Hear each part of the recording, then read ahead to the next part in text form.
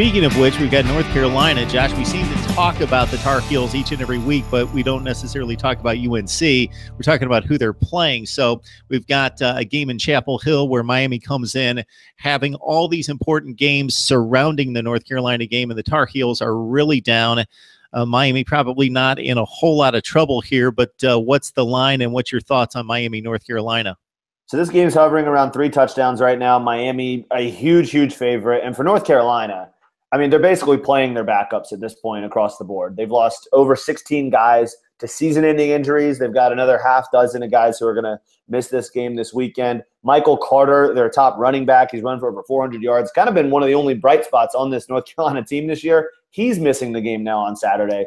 I'm stunned this line hasn't grown out even further. And I think, like we were talking about with Virginia Tech a minute ago, Miami can be in a spot where maybe they see a letdown. Even in a letdown, I think they win this game by 3 touchdowns. But Miami, a team that is undefeated, probably reading its own press clippings, yet is not as good as the record would indicate. They've had last-second wins against Georgia Tech and Florida State. They squeaked by in a game against Syracuse, in a game where Syracuse had a chance to win it late or tie it late. I think that Miami is probably in that 10 to 20 range of teams if you try and stack them up against the rest of college football. I don't think they're a top 10 team.